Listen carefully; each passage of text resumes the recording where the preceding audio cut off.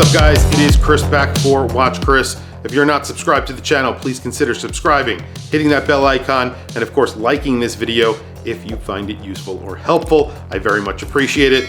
And today we are talking about the version 2 Shellback from Tusenö. It's a watch that I featured on my channel about 2 years ago. I believe I was one of the first channel, if not the first channel here on YouTube to feature the Shellback. Back then, I thought it was a great watch. However, they didn't just rest there. They actually went back, took some feedback from the reviewers, but also their customers, and they have made some small improvements to a watch that was already very, very good. So let's flip the camera. I have two versions to show you guys and take a look at the version 2 of the Shellback from Tusenö. So here we are. I have two versions to show you guys today. I have this version, which is the stainless steel bezel insert version, and then there is the DLC version. The DLC version also comes on a bracelet. It's basically the exact same bracelet that this watch is on, however, in DLC. It also gets that micro adjust, which is built into the bracelet. It's one of the improvements that they have made. I'll show you plenty of pictures of both of these watches on their bracelets and on straps as well. The black version that I have is on a red strap. I really love a red and black combination, but this is red, black, and white. I probably would go with this strap if I were purchasing this black version. I really like it that much. I think it's really good looking. They've said they've made improvements to the dial. They're saying that the dial is a little bit crisper, more finely made, and I could definitely see that it looks a little bit sharper, but I thought that the previous version, the version 1 of the Shellback, had a very crisp dial to begin with. So that's a good thing if they're trying to refine something that was already pretty well done. I'm very happy with that. The old version had a Ronda movement, and I was actually very impressed with that as well, because the Ronda movement, it was a new movement back then. It's made by Ronda, who usually make quartz movements. They came out with an automatic movement that was pretty good looking, although it does have a sealed case back. They replaced that movement with a Sellita SW200, which is a more tried and true movement. I think more people recognize the name Sellita. It's a more expensive movement, so that's why they moved over to the Sellita movement. It's a tried and true movement. It's a very reliable workhorse movement, so it makes a lot of sense for them to move to that movement. They've also made some major improvements to the bracelet. The bracelet, again, was already a very nice bracelet. I really like the bracelet on the version 1. This is basically the same bracelet. However, there is one major difference. You are getting a buckle on here that has micro adjust on the fly. They actually added this to both the DLC version and the stainless steel version. It's a very easy, just pull tab. There's a little tab right here. You pull it and you can push this in and pull out. It's a little bit rough on this watch, but it does break in after a little while, and you're not going to use it every day. It's something that you're probably just going to use once in a while when your wrist expands or something like that. The buckle on here is very nice. It's not a generic buckle. It's not proprietary to this brand. However, it is a pretty nice buckle that they've gone and used here. The flat link bracelet is really nice. You have chamfered edges along all of the edges of the bracelet links. You have a solid end link, you have female end links, and you have quick release.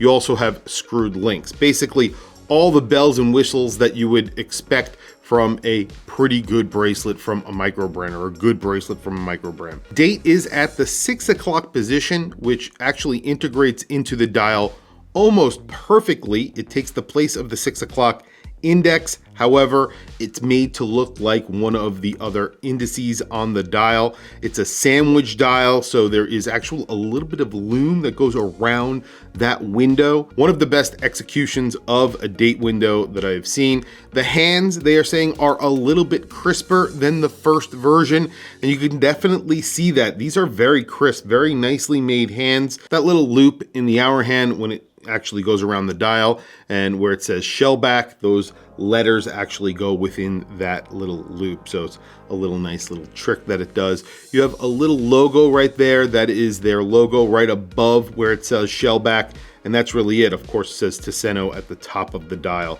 So not a very cluttered dial. You're getting 200 meters of water resistance. Screwed-in crown.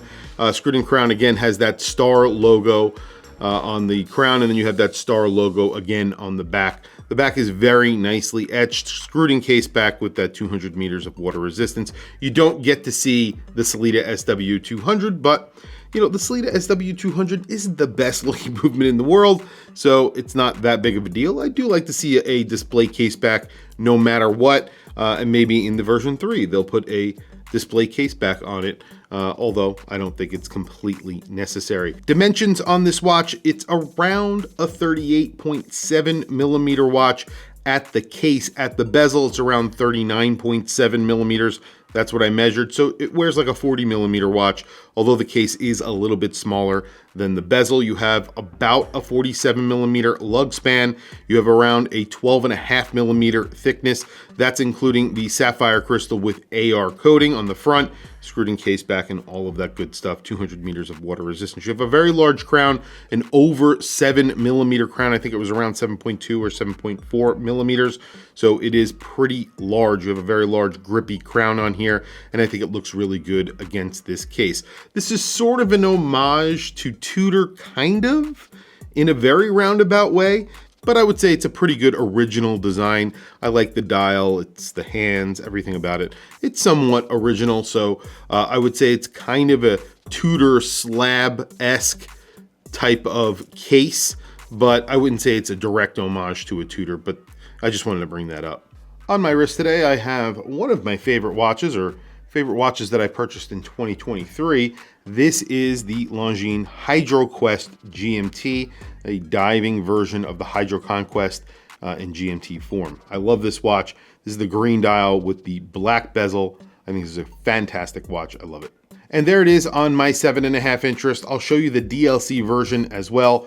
This is a 40 millimeter watch. It's around 39.7 millimeters. It's around 12.5 millimeters thick. You have a 47 millimeter lug to lug.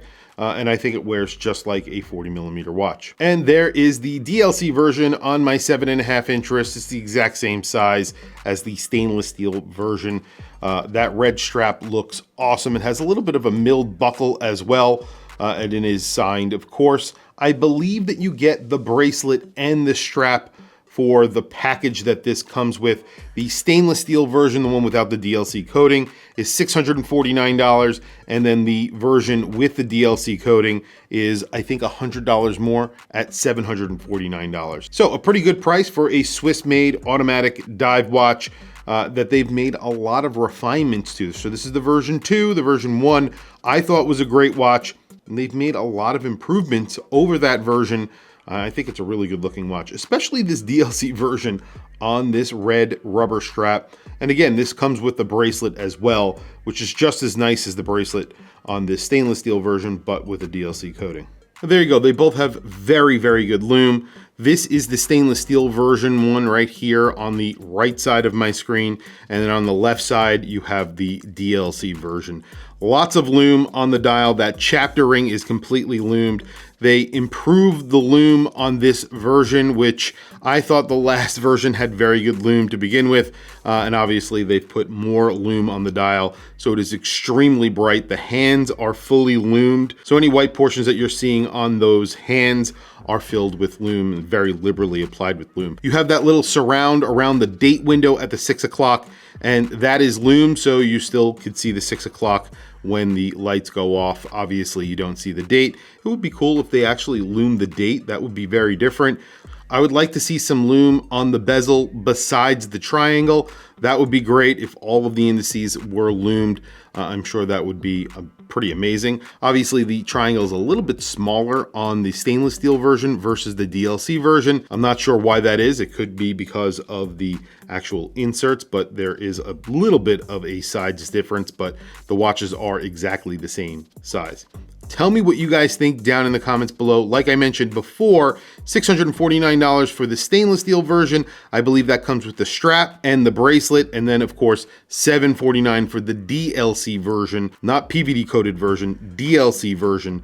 And that means it is a little bit more expensive to do. DLC is a little bit tougher than PVD. So definitely something to keep in mind. Oh, I do want to mention there is a little bit of lume on the arrow second hand, so you could see that this watch is working in the dark, something that is very important to me. And I've been talking for a little while now, and you can see the lume has not really faded. It is still very bright, very crisp. It looks very, very good. Tell me what you guys think down in the comments below. I want to hear from you guys. What do you think of this watch? What do you think of the improvements that they've made over the version 1? If you are familiar with the version 1, I thought that was a very good watch. So obviously they've made improvements to that watch.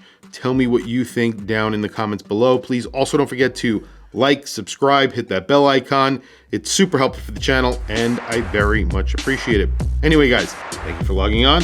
I'll catch you guys in the next video.